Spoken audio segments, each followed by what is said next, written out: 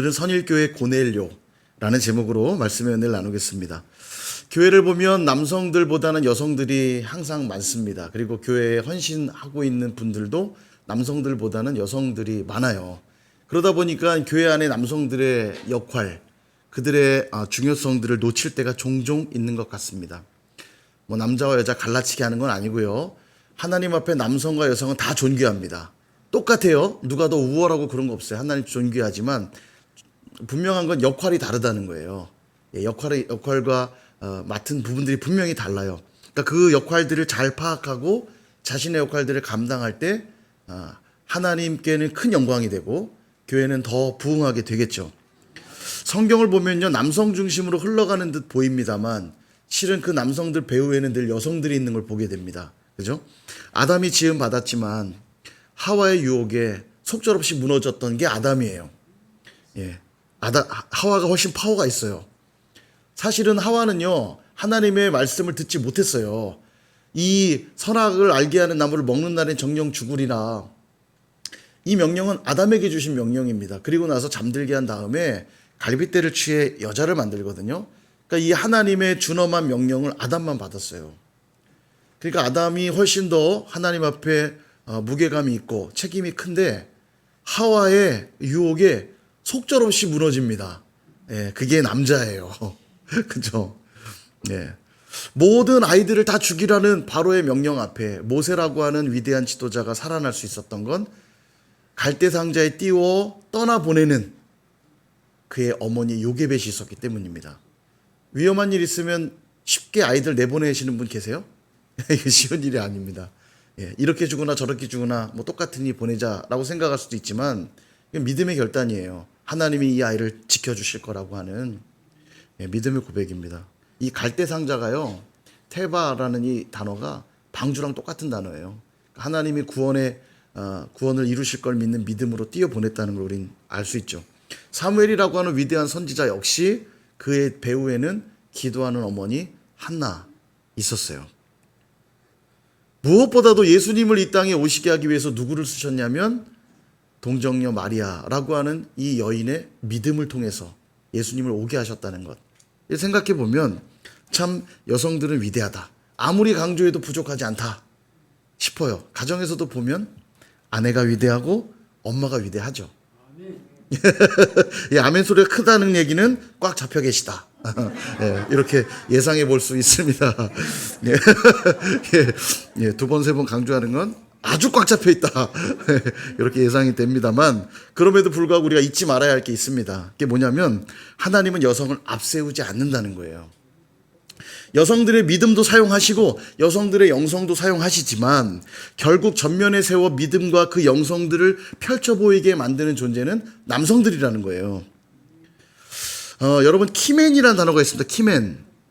키맨이 뭐냐면 문제 해결을 할 때 이 문제 해결을 할 수 있는 역할을 하는 존재가 키맨이에요. 이런 거죠. 집에 들어갈 때 문은 굉장히 두껍고 크고 강력하지만 작은 열쇠 하나만 있으면 열고 들어가는 거 아닙니까? 그러니까 어떤 문제 해결을 할 때 꽉 막혀 도저히 풀어지지 않을 것 같은 문제 앞에서 누군가가 이 문제를 쉽게 풀어낸다면 그 사람을 키맨이라고 불러요. 키를 가진 자죠. 그죠? 하나님이 그렇게 하나님 나라를 이루어갈 때 키맨처럼 쓰는 대상들이 있는데 그들이 남성이라는 거죠.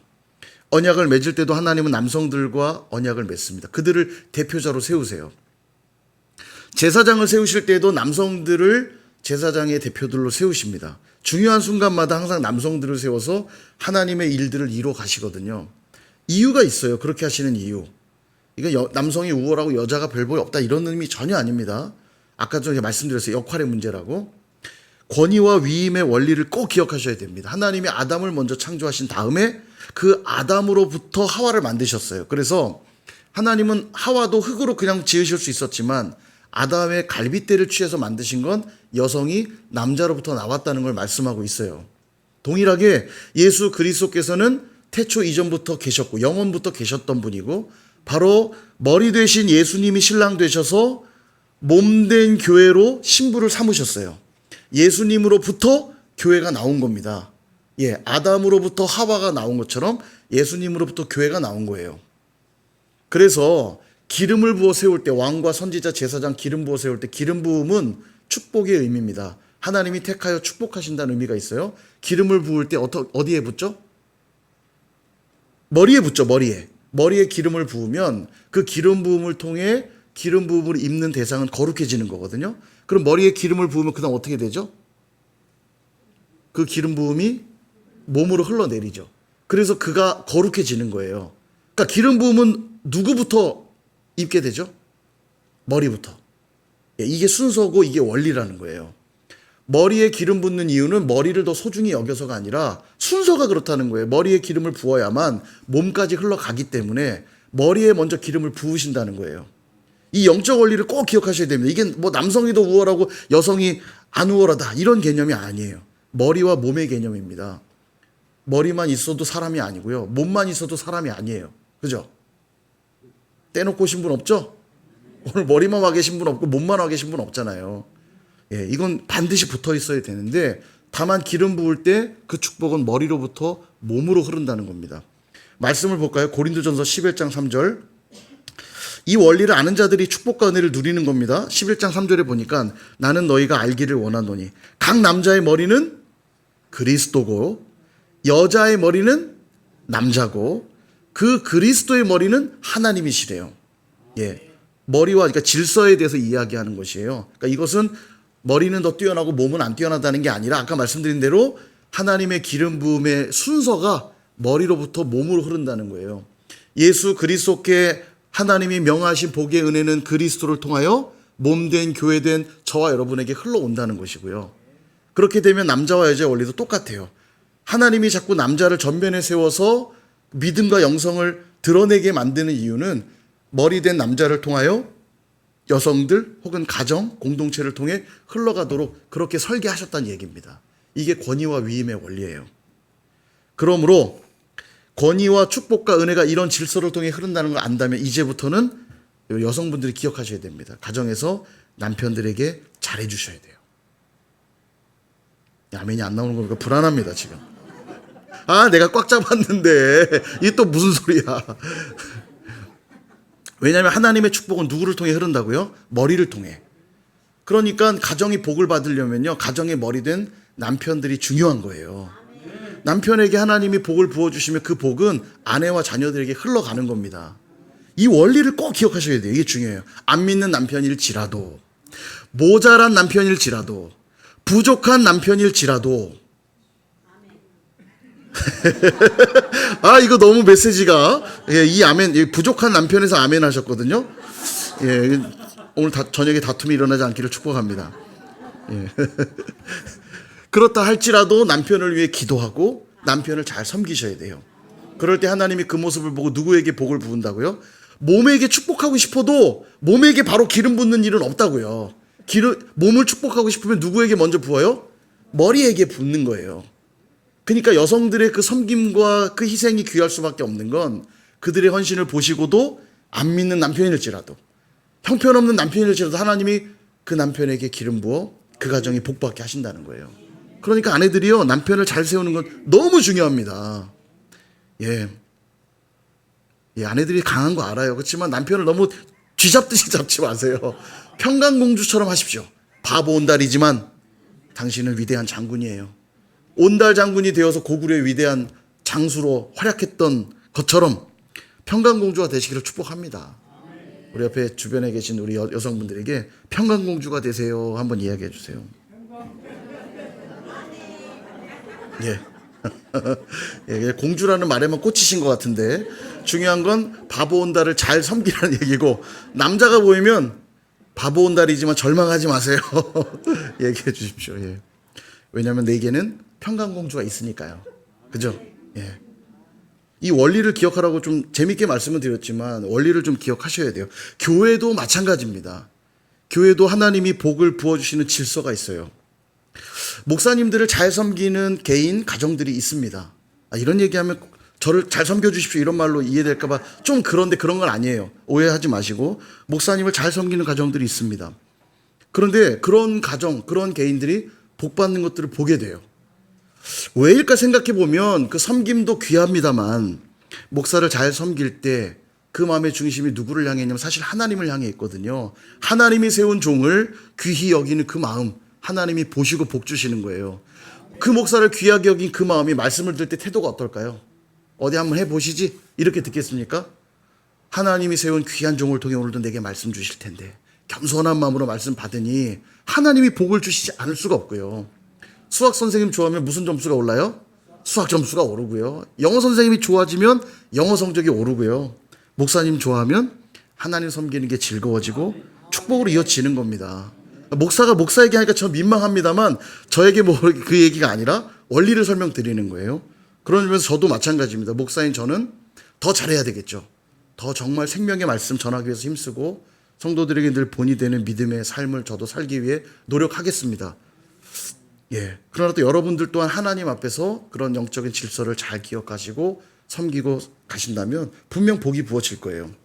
여하튼 중요한 건 오늘 남성연합셀 회원들은 영적 키맨이라는 사실을 절대 잊으시면 안 됩니다. 선일교회 부흥과 축복을 좌지우지할 사람들이 누구냐면 우리 남성연합셀 원들이에요. 그들이 키맨입니다. 성도님들도 이 사실을 기억해야 돼요. 아까 말씀드렸다시피 부족해 보인다고 조금 형편없어 보인다고 무시하시면 안 돼요. 하나님이 여러분들의 믿음을 보고 복을 부어주시고 싶어도 그 축복은 머리된 자들을 통해 먼저 흘러가는 겁니다. 이걸 꼭 기억하셔야 됩니다. 자, 오늘 본문에서도 키맨이 하나 등장해요. 누구냐면 이달리아 군대의 백부장이 고넬료라고 하는 사람이 등장을 하는데요. 그가 백부장이라고 나옵니다. 백부장은 100여 명의 군사를 거느린 지휘관이거든요. 그러니까 오늘날 군대 편제로 생각하면 중대장보다 조금 더 많은 군사를 거느린 것 같고요. 대대장보다는 좀 적은 것 같아요. 그리고 중대장 정도로 보는 게 맞을 것 같아요. 뭐 굳이 계급으로 한다면 대략 한 대위 정도로 보는 게 적합할 것 같습니다. 대위. 예, 중위는 조금 적을 것 같고 대위 정도. 그러니까 계급이 제법 있는 지휘관이에요. 자, 당시가 이스라엘이 로마의 속국일 때입니다. 로마의 지배를 받을 때잖아요. 그러니까 로마의 군대도 많이 있었을 것이고 이방인들도 제법 있었을 테니까 고넬료라고 하는 사람이 그 지역에서 그다지 불편한 존재는 아니었을 거예요. 왜냐하면 여기저기 군사도 많이 있었고 이방인도 있었을 테니까요. 근데 고넬료의 독특한 점은 뭐였냐면 그가 하나님을 믿는 자였다라는 거예요. 로마의 백부장인데 하나님을 믿는 자였어요. 어느 정도로 잘 믿었냐면 하나님을 경외하고 항상 기도하는 사람이었대요. 그러니까 아주 신실한 그리스도인이었다는 거죠. 이게 왜 독특할 수밖에 없냐면 로마는 기본적으로 로마 황제를 신격화했습니다. 그러니까 로마 황제를 신으로 여기고 로마 황제를 숭배하도록 했어요. 근데 그는 로마 황제의 신하 아닙니까? 로마 황제의 신하가 다른 신을 섬긴다는 건 자칫 반역행위가 될 수 있어요. 게다가 다른 신도 아닌 로마의 속국인 이 유대 백성들의 신 여호와라고 하는 분을 섬긴다는 것은 더더욱 일반적인 상황이 아닌 거예요. 내가 이 나라를 정복했다는 건 우리 신이 이 나라의 신보다 강하다는 뜻이거든요. 그러니까 로마가 지금 이스라엘을 지배한 상황인데 그 속국인 이스라엘의 신인 여호와를 믿고 있다는 건 일반적인 상황이 아니라는 거예요. 아마도 성경에 기록은 없지만 그에게 하나님을 믿는 그 믿음이 들어갈 만한 상황이 있던 걸로 보여져요. 그러니까 그렇게 신실하게 믿었겠죠. 이처럼 하나님을 잘 믿었던 고넬료를 통해 어떤 일이 벌어지냐. 고넬료의 온 집안 사람들이 다 성령을 받고 하나님을 만나는 축복을 누리게 됩니다. 오늘 읽지는 않았는데 24절에 보면 고넬료의 친척과 가까운 친구들도 다 모았다. 베드로가 와서 설교하고 사역하거든요. 그때에 이 은혜를 받으려고 고넬료가 주변에 있는 친척들과 친구들까지 다 모았대요. 그리고 그 집안 위에 성령이 부어지는 역사가 일어나거든요. 그러니까 누가 성령을 받았냐면 고넬료를 비롯하여 고넬료의 가족, 고넬료의 친지, 고넬료의 종들, 부하들, 군 부하들, 그 다음에 주변 친구들까지 다 받게 되는 거죠. 이게 누구를 통해 흘러가고 있냐면 고넬료라고 하는 키맨을 통해 지금 하나님의 축복이 흘러가고 있다는 거예요. 하나님이 누구를 통해 복을 부어주셨다고요? 고넬료를 통해서. 그런 점에서 오늘 남성연합세론들이 선일교회의 고넬료들이 될 수 있기를 축원드립니다.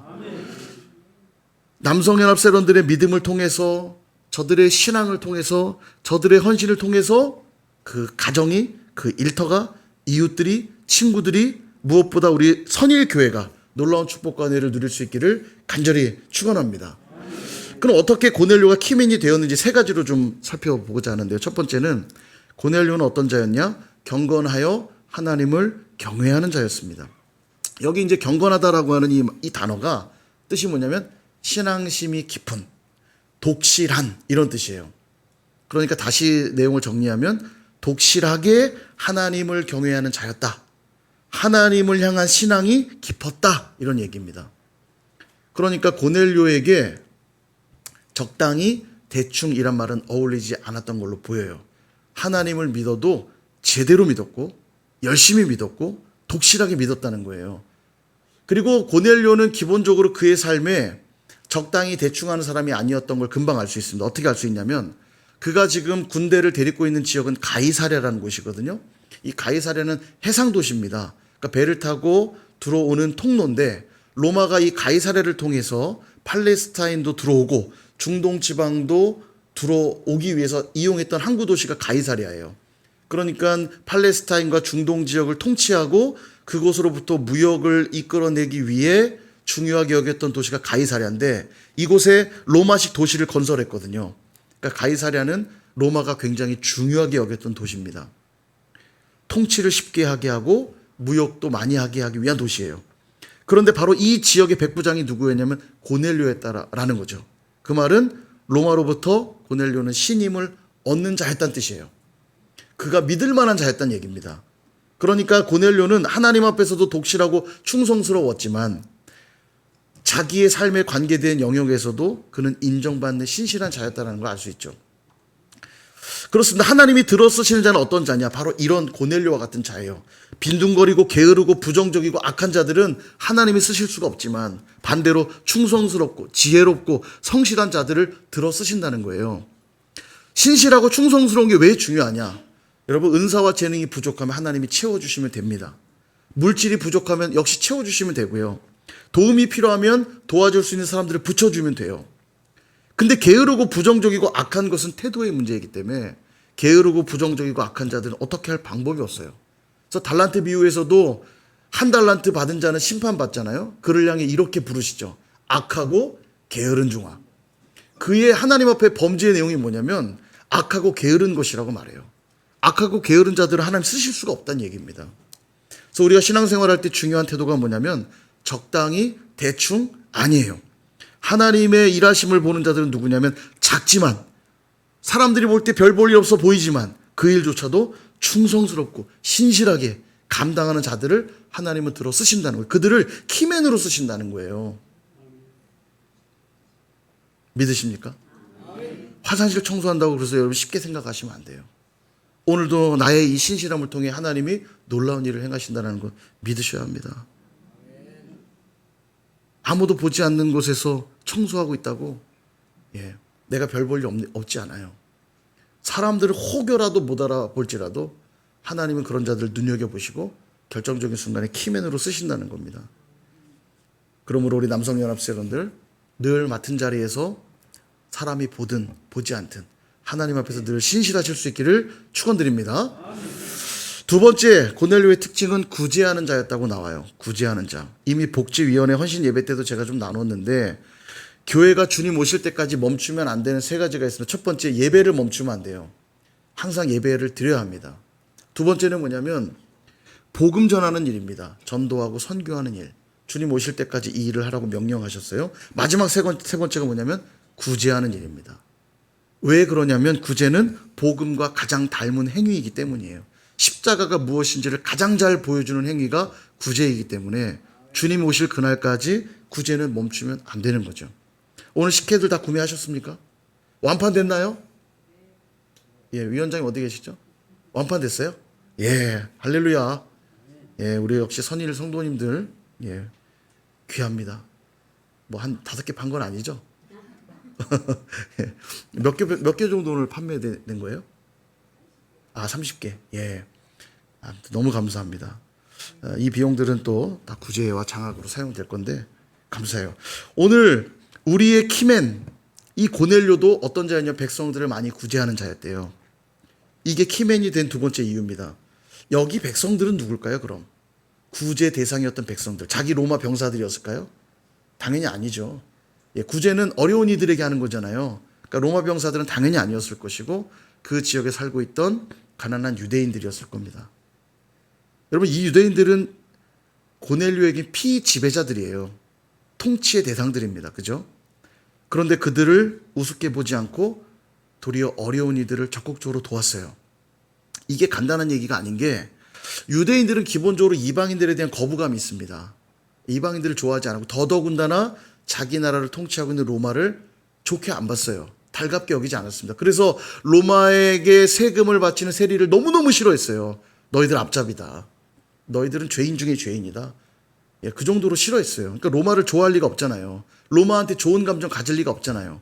근데 고넬료는 로마의 백부장이거든요. 그럼 유대인들이 좋아했을까요? 안 좋아했을까요? 상황적으로는 좋아할 리가 없어요. 그런데 그런 고넬료한테 가서 저 좀 도와주세요 했겠습니까? 내가 죽으면 죽었지 고넬료한테 가서 내가 부탁은 안 하겠다. 근데 고넬료는 어려운 자들을 도와줬대요. 백성들을. 그 말은 뭘 뜻할까요? 백성들이 도와달라고 찾아왔다는 게 아니라 고넬료가 어려운 이들을 찾아서 도와줬다는 얘기예요. 이건요. 유대인들이 거북스러워할 걸 알았다면 그는 몰래 도와줬을지도 모릅니다. 주변 물어 어려운 이들을 찾아보라. 내가 그들을 돕고 싶다. 그들이 거부할 텐데요. 그러면 네가 몰래 도와주거라. 했을 것 같아요. 성경에 안 나오지만 제가 묵상을 해보면, 그죠? 좋아했겠어요? 너 고넬료가 도와줬다며? 이 반역자야 할 수도 있잖아요. 그러니까 조용히 몰래 어려운 이들을 찾아서. 이게 쉬운 일입니까? 이름을 내려고 해도 그게 쉽지가 않은데, 자기 이름을 드러나지 않아도 백성들을 구제하는. 아마 아름아름 알았던 사람들은 고넬료를 다르게 봤겠죠. 그는 정말 다른 이다. 여러분, 예수님 시대 때도 그런 이방 군인이 하나 있었어요. 백부장이 있었는데 그의 종이 중풍병에 병들어 죽게 되었습니다. 그래서 예수님이 오셨다는 소식을 듣고는 그를 어떻게 살릴까 고민하여 예수님께 도움을 요청하고, 예수님이 집으로 오시려고 하자 제 집에 오실 필요 없습니다. 주님이 제 집에 오는 걸 제가 감히 감당할 수 없사오니 말씀만 하옵소서. 저도 군인인데 제가 명령만 하면 군인들이 다 따라옵니다. 동일하게 예수님이 명령만 내리신다면 저는 고칠 수 있을 줄 믿습니다. 그랬더니 예수님이 깜짝 놀라면서 내가 이만한 믿음을 보지 못하였도다.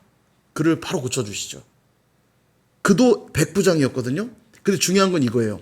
어떻게 예수님께 그 도움받는 일들이 가능했나?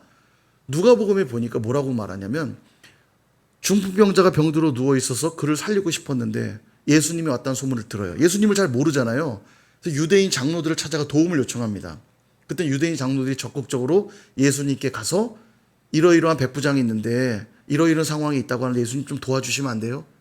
그 이유를 이렇게 말해요. 왜냐하면 그는요, 이 나라 민족들을 사랑하는 사람이고 우리를 위해 회당도 지어준 사람이에요. 그러니 제발 좀 도와주세요, 예수님. 유대인 장로들이 부탁해요. 그러니까 좀 더 확장해서 얘기하면 이 백부장은 유대 민족들을 통치하면서도 그들의 어려움들을 이해하고 도와주는 사람이었다는 얘기고요. 자기의 종, 뭐 로마인이었겠습니까? 종이니까 당연히 유대인이었을 거 아닙니까? 근데 그를 사랑했대요. 그가 중풍병 걸렸는데 종은요, 물건과 같은 존재입니다. 당시에는요. 죽으면 다른 종 사서 쓰면 돼요. 아유, 죽었네. 뭐 매장해라. 그리고 다른 종 사서 쓰면 되는데 그는 이 종에 대해 불쌍히 여겼어요. 어떻게 이 종을 살릴까? 이것도 큰 맥락에서 보면 구제하는 마음들을 이 종도 갖고 있었던 거죠. 그럴 때 하나님은 그 백부장의 그런 모습을 보고 그 중풍병자를 고쳐주시는 은혜를 베풀어 주신 겁니다. 여러분, 구제는 하나님께 구워드리는 일이라 했어요. 은행에 그깟 얼마 안 되는 이자 먹으려고도 돈을 저장하는데 하나님께 드리면 하나님이 갚으시는 건 보통이 아니에요. 이 정도면 투자할 만한 거 아닙니까? 구제야말로 하나님께 구워드리는 일이래요. 그리고 하나님은 그렇게 구제하는 자들의 손길을 통해 놀라운 일 행하시는 걸 기뻐하신다는 사실입니다. 우리 남성연합생들도 교회에 중요한 행사가 있을 때마다 물질을 흘려보내며 섬기고 있어요. 얼마나 감사한지 모릅니다. 그렇게 구제하고 나누며 섬기는 모습들을 통해서 하나님은 그 손길을 통해 놀라운 부흥과 은혜에 부어주실 줄로 믿습니다. 고넬료의 세 번째 특징이 뭐냐면, 이게 가장 중요한데요. 그는 항상 하나님께 기도하는 자였대요. 기도가 중요한 이유가 뭐냐? 4절을 보세요. 고넬료가 주목하여 보고 두려워 이르되 주여 무슨 일이니까? 천사가 이르되 내 기도와 구제가 하나님 앞에 상달되어 기억하신 바가 되었으니 오늘 너의 기도가 응답되는 이유가 뭐냐면 너의 기도와 구제 때문이다. 구제는 이미 앞서 말씀드렸으니까 뺀다면 너의 기도가 오늘 응답받는 이유다. 근데 기도를 어떻게 했다고요? 가끔? 힘들 때만? 종종? 심심할 때? 아니죠. 언제 기도했다고요? 항상 기도했대요. 항상. 이 항상 기도했다는 뜻이 뭐냐면 여러분 유대인들은 3시 9시에 습관적으로 기도를 했습니다. 왜 3시 9시에 기도를 했냐면 제사제도에 보면 상번제라는 게 있어요. 아침 9시. 그러니까 3시라는 건 우리 시간으로 9시를 말하거든요. 오전 9시에 한 번, 오후 3시에 한 번 하나님께 매일 제사를 드려요. 이걸 상번제라고 그러는데 상번제 시간이 오전 9시와 오후 3시에 있기 때문에 유대인들은 습관적으로 9시와 그러니까 3시와 9시에 기도를 드렸어요. 제사 시간이니까. 제사 드릴 때 기도를 했거든요. 그런데 베드로가 이후에 여러분 이 사도행전 10장을 읽어보면 베드로도 환상 중에 하나님의 사자를 만나거든요. 근데 그가 6시에 기도했다고 나와요. 그도 정해진 시간에 기도한 건데 6시는 그럼 뭐냐면 아마도 사도들은 유대인들의 기존 습관 3시, 9시에 기도하는 것에다가 예수님이 사실 3시에 십자가에 달리셨고 6시에 하늘이 어두워졌으며 9시에 운명하시거든요. 그러니까 아마 사도들은 하루에 3번 기도했던 걸로 보여요. 3시, 6시, 9시에. 그러니까 항상 기도했다는 얘기는 뭘 말하냐면 정해놓은 시간에 습관적으로 규칙적으로 기도했다는 걸 의미하는 거예요. 자 보세요. 3절에 보니까 고넬료가 지금 응답받는 시간이 언제인지 나와 있습니다. 3절에 하루는 제9시쯤 되어 환상 중에 하나님의 사자가 들어와 고넬료를 만나줍니다. 이게 뭡니까? 그냥 우연히 있다가 9시가 돼서 만났다는 뜻이 아니라 지금 9시에 고넬료는 기도하고 있었다는 얘기예요. 9시가 되어서 언제나 그랬듯이 항상 기도했던 고넬료는 9시가 될 때 여전히 기도했더니 바로 그때 하나님의 사자가 응답하기 위해 왔다는 얘기예요. 그리고는 그 환상을 통해 베드로를 초청해 오라는 명령을 받고 사람을 보내죠. 그리고 베드로도 기도 중에 환상을 봅니다. 그는 몇 시에 기도했냐면 제6시에 12시죠. 12시. 난 12시. 6시가 되어서 자기 집에 지붕 위로 올라가서 기도를 하는데 환상을 보게 돼요. 사람들이 곧 오게 될 텐데 그들을 따라가라. 그들은 부정한 자들이 아니니 따라가라. 그 얘기를 하세요. 그러니까 결국 기도하는 고넬료, 기도하는 베드로, 좀 더 구체적으로 항상 기도하는 고넬료와 항상 기도하는 베드로를 통해서 하나님의 역사가 지금 성취되고 있다는 것입니다. 사랑하는 여러분, 기도는 아무리 강조해도 지나치지 않을 것입니다. 특별히 기도는 항상 하셔야 돼요. 항상.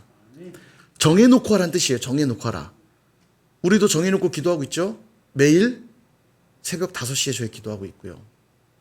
수요일도 있고 금요일도 금요성령 집회, 또 주일날 드려지는 공예배가 있습니다. 이 시간들은 우리가 정해놓고 드리는 기도 시간이에요. 항상 기도한다는 건 우리가 정해놓은 이 시간에 기도한다는 걸 의미하는 것입니다. 하나님이 하루 24시간 아무 때나 찾아올 수 있지만 하나님이 지금 언제 찾아오고 있어요? 고넬료를 제9시 기도 시간에. 베드로를 언제 찾아오고 있어요? 제6시 기도 시간에. 구약에도 그런 이야기가 있습니다. 다니엘이요, 기도하다가 천사가, 가브리엘 천사가 와서 몇 번 응답하는 장면이 나오거든요. 근데 동일하게 다 언제 응답받냐면 제9시 제사 드릴 즈음에 이렇게 나와요. 제9시 제사 드릴 즈음에. 그러니까 구약 시대니까 상번제 시간에 따라 그는 비록 이방 땅에 있었는데도 불구하고 그는 3시가 되고 9시가 되면 어김없이 기도했어요. 여러분 아시잖아요. 다니엘. 습관에 따라 기도했던 것. 그의 총리 대적들이 그를 올무로 매이려고 다른 신들에게 절하거나 황제에게 절하지 않는 자들은 사자굴에 집어쳐 넣어야 됩니다. 그 조서에 도장이 찍힌 걸 알고도 다니엘은 습관을 쫓아 기도했다는 얘기는 3시가 되고 9시가 되면 어느 때나 기도했다는 얘기예요. 내가 오늘 사자굴에 던져져도 나는 오늘 하나님께 기도한다. 하나님이 그때 그 9시에 다니엘을 찾아와 응답해 주시는 거거든요. 24시간 응답할 시간도 많은데 왜 9시에 응답할까? 그때가 정해놓은 기도 시간이기 때문이에요. 이게 중요함이 영적 비밀입니다. 여러분이 새벽에 나와 기도할 때 그때 하나님이 응답하실 거예요. 여러분이 수요일에 나와 기도할 때 하나님이 응답하실 거고요. 금요성령 집회 나와 기도할 때 하나님이 응답하실 겁니다. 하루 24시간 아무 때나 기도해 줄 수 있을 것 같지만 특별히 하나님은 그 정해놓은 시간에 응답해 주세요. 주일날 예배당에 나와 기도할 때 하나님은 응답해 주실 것입니다. 사랑하는 남성연합생 여러분, 여러분들이 키맨으로서 가장 힘써 주셔야 될 것이 있습니다. 정해놓은 기도 생활이에요. 바쁘실 거 압니다. 그러나 기도보다 더 우선되고 중요한 일은 없다는 걸 꼭 기억하셔야 돼요. 키맨인 여러분들을 통해서 하나님 놀라운 일들을 행하실 거거든요. 이걸 믿는다면 여러분들이 기도하는 고넬료가 되어주셔야 되고 기도하는 베드로가 되어주셔야 돼요. 그럴 때 여러분을 통해서 하나님은 놀라운 일들을 행하실 줄로 믿습니다. 말씀을 정리합니다. 어려운 문제를 풀어가는데 꼭 필요한 사람을 뭐라고 부른다고요? 키맨. 아무리 무겁고 두껍고 강력한 철문이라고 그래도 열쇠 하나만 꽂으면 열리는 겁니다. 여러분들이 그렇게 중요한 존재라니까요. 우리 주변에 남성연합 셀원들 있다면 한번 말해요. 당신이 키맨이라니까요. 한번 말씀 좀 해주세요. 지금 해주세요. 예. 또 남성만 하라니까 서운하신 분들 많이 있는 것 같아서 좌우에 있는 분들에게 당신이 키맨입니다. 한번 얘기해 주세요. 네. 여러분 이거 잊지 마십시오. 내가 키맨이라는 사실 기억하면 오늘 내가 뭘 해야 될지가 분명해질 겁니다. 뭘 해야 될까요? 오늘 세 가지 기억하라고 그랬죠. 경건하여 하나님을 경외하는 삶. 두 번째, 구제하는 삶. 세 번째, 항상 기도하는 삶. 그렇게 하는 자들을 오늘 키맨으로 세우셔서 하나님은 그들을 통해 복과 은혜를 부어주신다는 거예요. 기름 부으심의 축복을 그들을 통해 흘려 보내주신다는 겁니다. 여러분의 가정이 복받기 원하세요? 그러면 여러분이 키맨이 돼주셔야 돼요. 여러분의 일터가 복받기 원하십니까? 그럼 여러분들이 키맨이 되셔야 됩니다. 여러분의 셀이 복받기 원하세요? 그러면 여러분이 키맨이 되셔야 돼요. 우리 선일교회가 복받기 원하신다면 역시 여러분들이 키맨이 되어 주셔야만 됩니다. 그리고 우리 선일의 성도 여러분들께 특별히 더 부탁드리고 싶은 것은 우리 남성연합생 한 분 한 분을 귀히 여겨주십시오. 그들이 우리의 키맨이 될 수 있다면 너무 중요한 존재잖아요. 예. 그들이 우리에게 큰 복과 은혜를 받게 해줄 키맨이라면 그들을 잘 세워주십시오. 그들을 잘 격려해 주십시오. 그들을 잘 붙들어 주십시오. 그러면 그 복과 은혜는 우리 개인은 물론이거니와 우리 공동체 가운데 놀랍게 부어지게 될 줄로 믿습니다. 그렇게 선일교회의 고넬료로 살아가시는 저와 여러분 다 되시기를 주님의 이름으로 축원합니다.